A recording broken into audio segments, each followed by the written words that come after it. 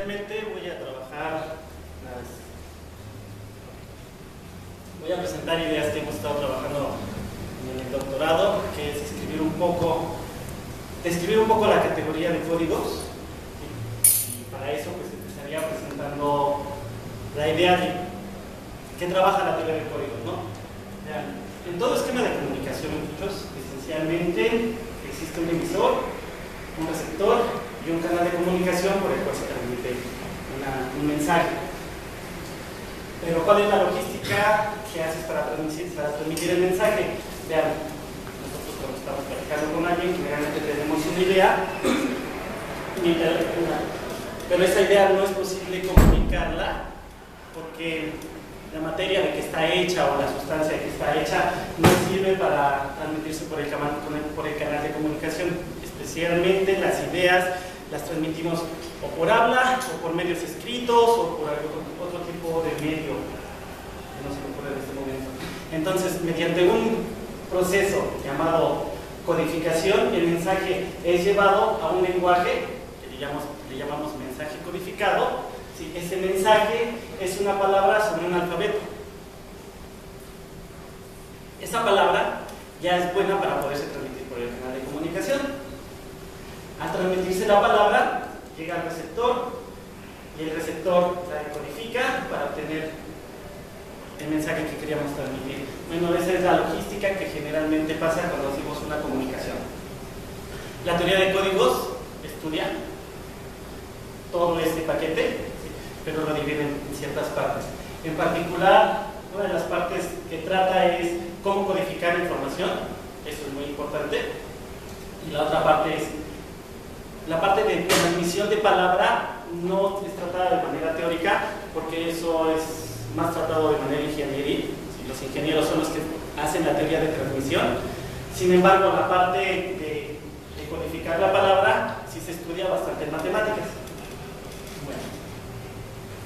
Bueno, voy a tratar de explicar y llegar a qué es codificar y qué es un código a partir de este momento, ¿no? Vean, un sistema que conocemos todos para codificar es el código ASCII, ¿no? Que es lo que hace a ciertos objetos de un alfabeto, les asigna vectores de longitud dada.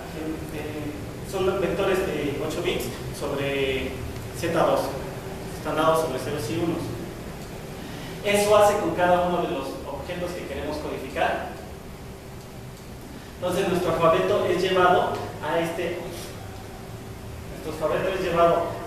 código, ¿sí? Que es conocido como código ASCII. La idea de codificar es la siguiente: es dar una inyección entre los mensajes que queremos tener, que queremos comunicar, a palabras que queremos transmitir. Bueno, lo que vamos a hacer es, tenemos un conjunto que le vamos a llamar mensajes, generalizando la idea del código ASCII, codificar mensajes de M en palabras de longitud N definidas sobre un alfabeto A, donde A va a ser un conjunto no vacío, es dar una función inyectiva del conjunto de mensajes en AM. A eso nosotros le vamos a decir, dar un código de los mensajes de M en el alfabeto A en palabras de longitud N. Bueno, a la imagen de esa función, que va a ser una función inyectiva, porque no queremos que haya colapsos cuando queremos compartir un mensaje, queremos que la función sea inyectiva para poder tener el regreso al momento de decodificar. A la imagen de esa función, que se llama CDF, le vamos a llamar el código determinado por la función F. Es importante ver que si yo tengo una función, si yo tengo un conjunto N con la misma cardinalidad de M, entonces hay una función biyectiva que me lleva M en M, ¿sí?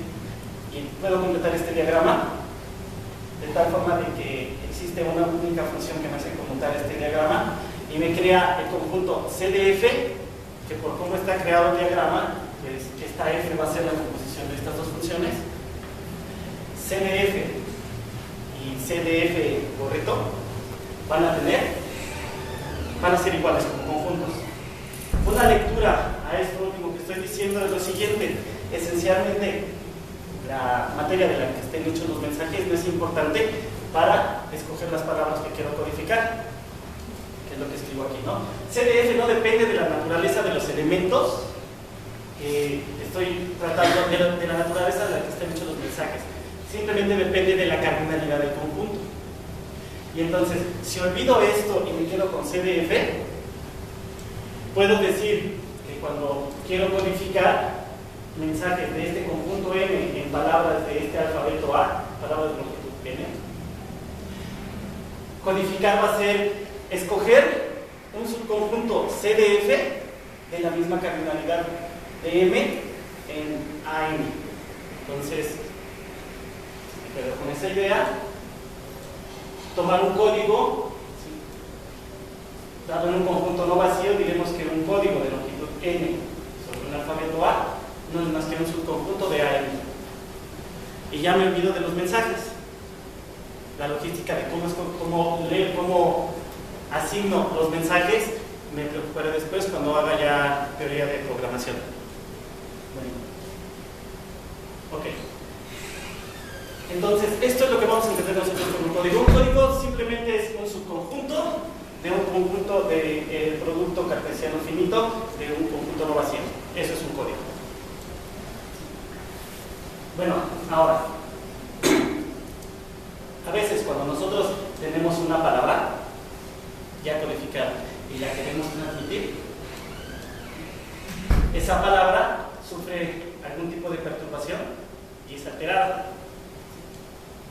Al momento de llegar al receptor, el receptor no sabe que fue alterada y si la intenta decodificar así como está, pues puede, o que decodifique una palabra que no pertenecía al lenguaje o que ni siquiera la pueda decodificar. Y bueno, vamos a ver matemáticamente qué significaría eso y cómo se podría arreglar ese problema. Si yo tengo una palabra X en un código C definido sobre un alfabeto A con palabras de longitud N, yo tengo la palabra X, al ser transmitida tengo la palabra Y, y una forma de medir cuántos errores una forma de medir que hubo un error, pues es haciendo esto. Diremos que un error se produjo en la y-ésima coordenada si cuando yo veo la palabra que recibí, esa palabra X, esa palabra en esa coordenada difiere del objeto que estaba en esa y-ésima entrada. A ver qué dice.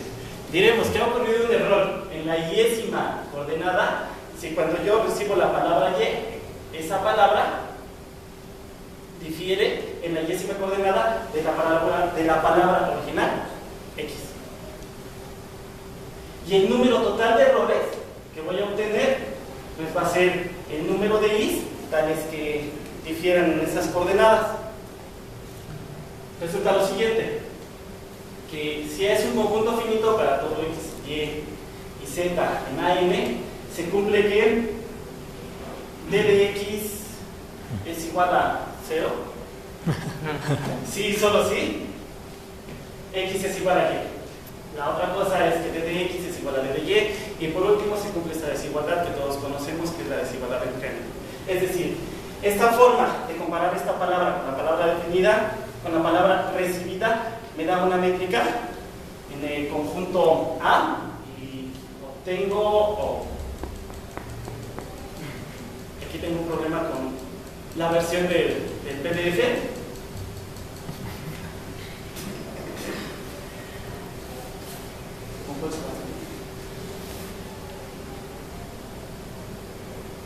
Sorry. Y obtengo este teorema, ¿sí?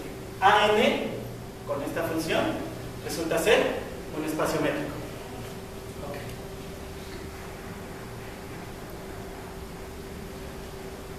Bueno,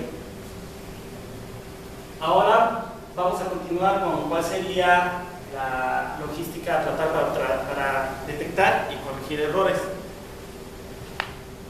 Si nosotros consideramos C un código que tiene la siguiente propiedad, vamos a suponer que existe un R, para que cada vez que yo tengo dos palabras y me tomo la bola centrada en R, esas dos bolas no se intersectan. Es decir, si yo tomo estas dos palabras, me tomo dos bolitas concentradas en R, no se intersectan, me tomo cualquier otras dos bolas, esas dos bolitas concentradas en R no se intersectan. Esa propiedad es muy buena. ¿Por qué?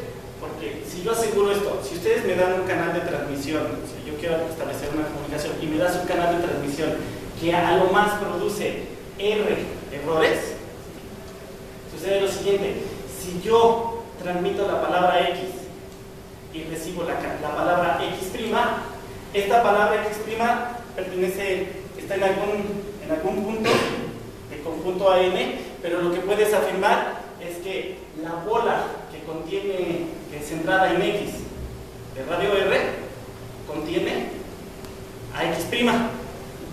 Y entonces, y de hecho, esta X es la única en el alfabeto, en el código, que tiene la propiedad que si yo me fijo en la bola centrada en X de radio R, contiene a X' por esta propiedad que habíamos dicho, ¿no?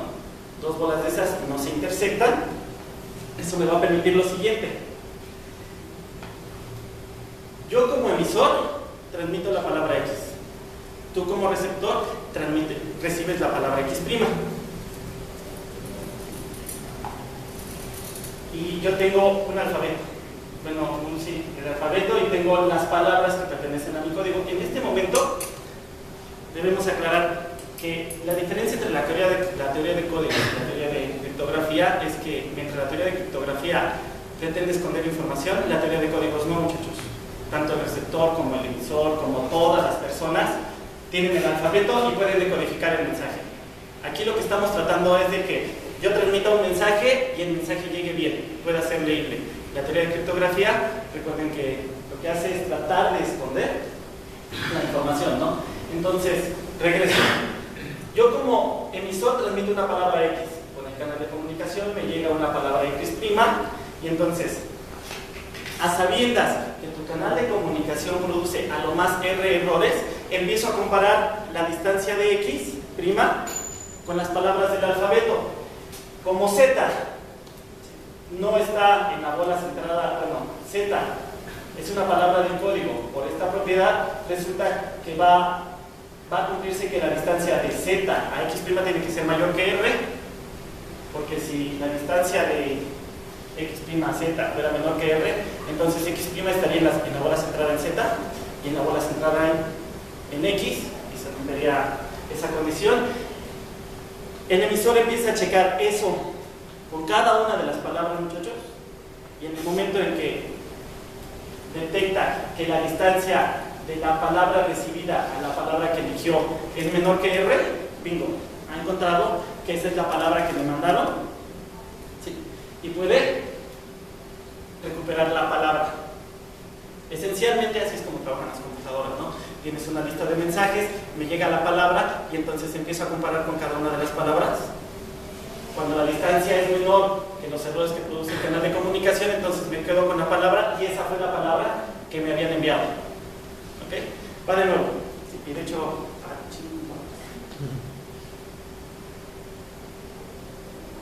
creo que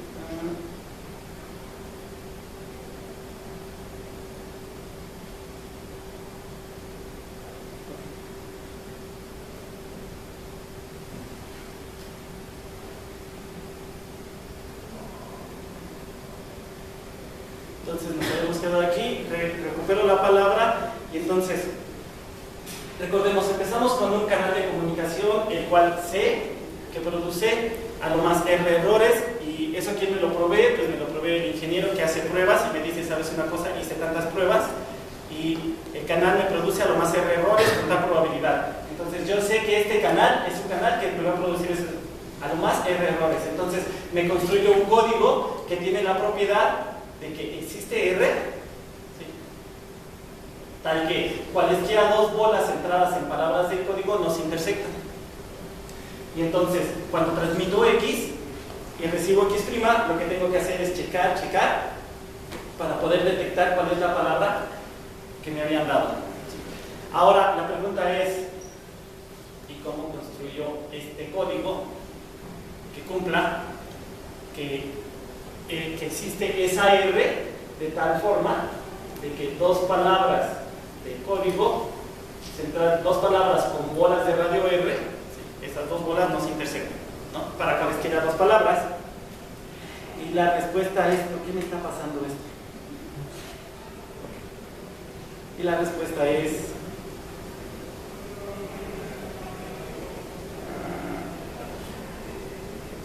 la siguiente. Si denotamos a D como el mínimo de las distancias, DDC como el mínimo de las distancias, tales que para todos X y Y, el mínimo de las distancias entre cualesquiera dos elementos del código, ¿sí queda claro? O sea, tengo todas las palabras del código ahí regadas. Tengo las palabras del código, entonces D va a ser la distancia, el mínimo de todas las posibles distancias de agarrar palabras del código. Va a resultar que este teorema es válido. Si yo tengo un código definido sobre un alfabeto y tomo dos palabras del código distintas y R en los naturales, entonces este radio va a ser de los radios buenos si y solo si R es menor o igual que esta distancia. Lo que me está diciendo que la distancia mínima entre dos palabras, o la distancia mínima del código, como se le llama este objeto, me permite escoger radios que sirven para poder corregir errores. Se denota E como la parte entera de D-1 sobre 2. Resulta que ese número es el máximo número de errores que puede corregir un código.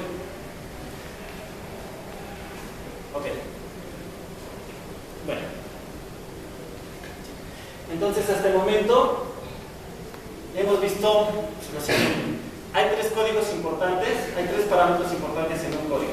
El primero es la longitud de las palabras. La longitud es muy importante porque recuerden que los códigos se inventan para comunicarse computacionalmente. Entonces, palabras muy largas requieren mucho esfuerzo computacional y desgaste de tiempo.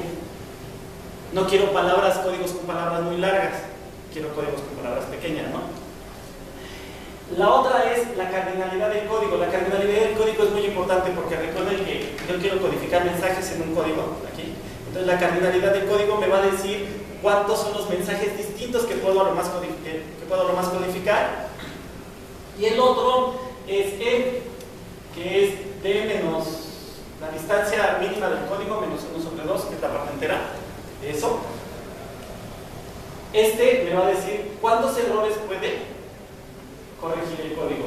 Y por cómo está dado el código, entre más aumento yo el número de errores que quiero corregir, el número de palabras tiene que ser menor, porque acuérdense que el radio de las bolas va creciendo y entonces el número de palabras va a ir disminuyendo. Si el código es muy grande, entonces el radio va a tener que ser cada vez más pequeño y hay una dependencia entonces entre N, C y E.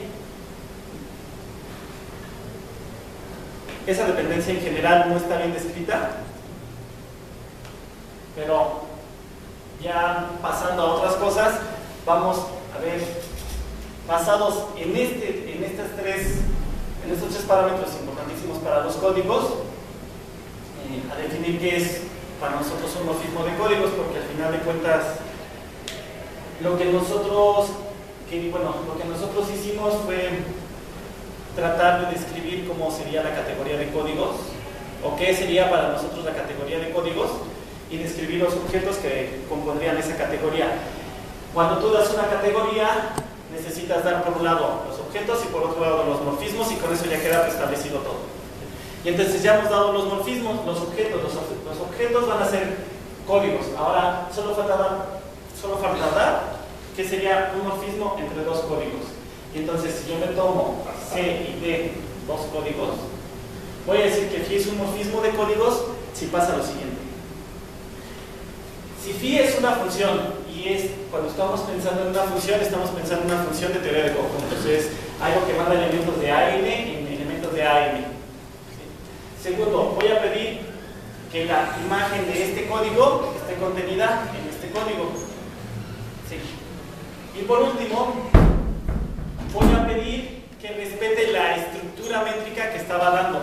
Y como son espacios métricos, yo quiero que dos cosas que estén cerca se vayan a cosas que estén cerca, y entonces voy a pedir que la función sea una contracción de la métrica. Estoy diciendo que dos cosas que están cerca se van a dos cosas no muy lejanas, ¿no? Bueno, con esto queda determinada lo que es la categoría de códigos, y vamos a decir, como siempre, un isomorfismo no es más que un objeto que tiene inversa dentro de estos objetos, ¿no? Ok. Ahora vamos. ¿Para qué quería definir el objeto morfismo? Para poder comparar objetos, ¿no? Porque de repente resulta que este código en la categoría es igual a este código y de manera algebrista no me está dando más información. Yo quiero dar una clasificación completa de los objetos sobre isomorfismo. Entonces, si C y D son códigos, vamos a definir la suma de dos códigos como este objeto, que no son más que el producto cartesiano de los códigos. No es una suma directa porque recuerden que estoy hablando de un conjunto arbitrario. Este conjunto no tiene por qué tener una estructura. Es un conjunto que necesariamente no tiene una estructura. Este objeto no es ni un objeto inicial ni un objeto final de la categoría, así que olvídenlo. Simplemente me va a servir para describir en adelante cómo son los códigos. Este pequeño teoremita es totalmente sencillo. Si C y D son códigos, entonces C más D es un código de longitud, la suma de las longitudes en donde vivían los códigos. ¿Ok? Bueno, esta pequeña observación me va a llevar a cómo es la estructura de los códigos, que esencialmente es lo que queremos nosotros establecer. Si tomamos un código y cualquier objeto en el alfabeto, podemos definir este nuevo código, que no es más que pegarle en las coordenadas, es pegarle una coordenada fija. ¿Sí? Ese es un nuevo código. Este código tiene la siguiente propiedad: tiene la misma cardinalidad que el código con el que había empezado, que es este, y además la distancia mínima de el código nuevo, así decirlo, es igual a la distancia del código con el que yo había empezado. Lo que me está diciendo esto es muy importante. ¿Por qué? Porque acuérdense que la capacidad de corrección de un código está medida como d-1, la parte entera de d-1 sobre 2. Lo que me está diciendo esto es que este código y este código tienen el mismo número de elementos, es decir, codifican el mismo número de mensajes por un lado y corrigen el mismo número de errores. Esta igualdad me dice eso. Bueno, perfecto. ¿Cuál es la ventaja de este código sobre este código? Pues que el código C tiene longitud menor que este. Entonces, computacionalmente es más desgastante enviar palabras de este código que de este código, digamos, por un canal de comunicación. Voy a decir que un código es degenerado si existe un código de estos que había construido que es isomorfo al código que yo había dado, ¿no? Así le vamos a llamar a un código. Un código es degenerado si pasa esto, y los códigos que no sean degenerados les vamos a llamar no degenerados. Bueno, ok, ya hicimos qué pasó.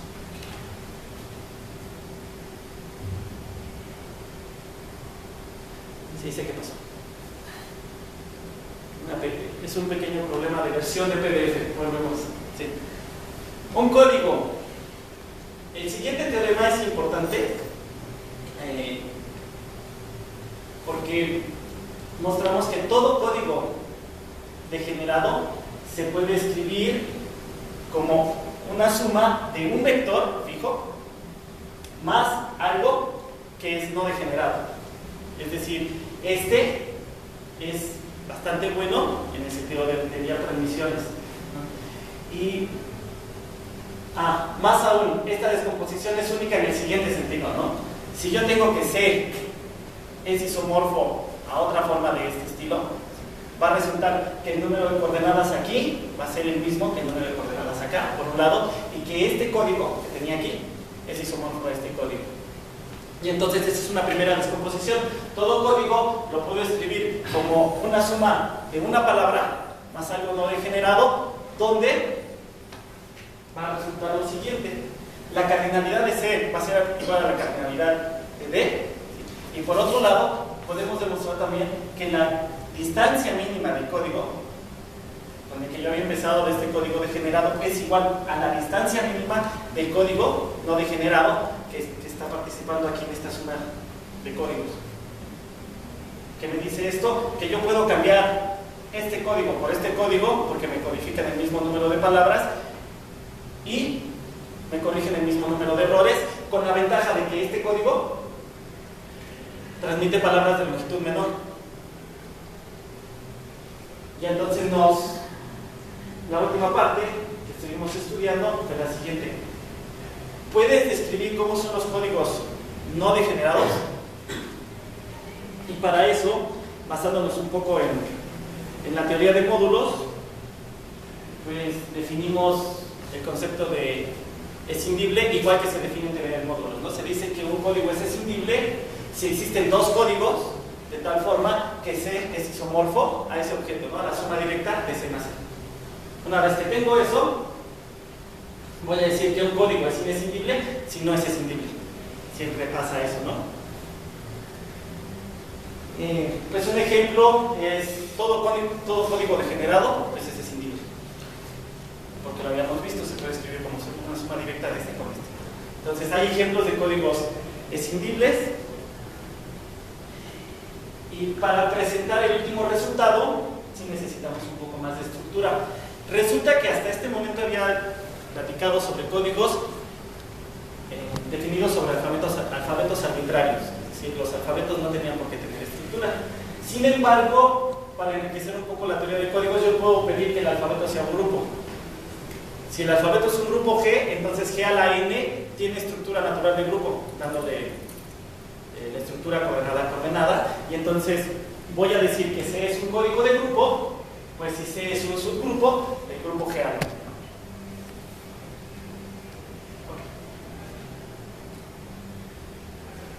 N. ¿Qué ventajas obtengo al empezar a meter estructuras algebraicas? Eso tiene muchas ventajas, en particular vamos a ver solo una. Por ejemplo, si C es un código, yo puedo definir el peso como la distancia de una palabra, el peso de X, ¿sí? Como la distancia de la palabra al neutro del grupo, ¿no? Que es. Y eso tiene este pequeño teoremita. Si es un código de grupo, entonces la distancia mínima es el mínimo de los pesos. Eso me ahorra mucho, porque recuerden que antes para calcular la distancia mínima tenía que calcular la distancia de X a todas las palabras. Después me paraba en otra palabra y tenía que calcular la distancia de X a todas las palabras, y dentro de todos esos mínimos tenía que calcular el mínimo. Y ahora lo que me dice esto es, para calcular en un código de grupo la distancia mínima, no te tienes que parar en cada una de las palabras, te tienes que parar simplemente en el neutro, calcular la distancia mínima, y entonces eso te va a arrojar la distancia mínima del código. Es computacionalmente mucho más fácil calcular las distancias mínimas sobre esto que calcular las distancias sobre todas las palabras. Ventajas que empezamos a ver cuando empezamos a utilizar estructuras algebraicas en la teoría de códigos. ¿Sí? Bueno, el último teorema que presento es el siguiente. Si tengo un código de grupo no degenerado, entonces este código es isomorfo a una suma directa de códigos no degenerados, pero además indescindibles. La parte importante es la siguiente. En esta parte es a donde utilizamos que fuera un código de grupo, necesitábamos la estructura algebraica para hacer todo lo demás. Esta descomposición es única en el siguiente sentido. Si yo tengo que C es isomorfo a otra suma de indescindibles, entonces la longitud, bueno, el número de sumandos es el mismo, y además existe una permutación de tal forma que DJ es isomorfo a algún sumando directo de los de aquí. Eso, bueno, una lectura a todo esto es lo siguiente. Es suficiente conocer los códigos imprescindibles para conocer todos los objetos de la categoría. Ahora, pues no se han dado familias de códigos imprescindibles, que sepamos, por un lado. Por otro lado, nosotros tampoco hemos podido encontrar familias nuevas de códigos imprescindibles. Existen familias que ya se conocen, que mostramos que son imprescindibles. Sin embargo, no hemos podido encontrar, digamos, nuevas familias que sean importantes, que sean imprescindibles. Y otra de las riquezas de la demostración que dimos es que, así como metimos la estructura de grupo, podríamos meter la estructura donde el alfabeto fuera un espacio vectorial, y entonces ese tipo de códigos se les llaman códigos lineales. Esta demostración que dimos aquí es esencialmente la misma. O podríamos haber metido, en lugar de que fuera el alfabeto un campo, que fuera un anillo, entonces estudiar códigos libres generados sobre un módulo libre. La demostración sigue valiendo. O podríamos haber puesto que el código fuera un anillo y estudiar códigos sobre álgebras, y la demostración sigue siendo válida. ¿Sí? Eso es todo.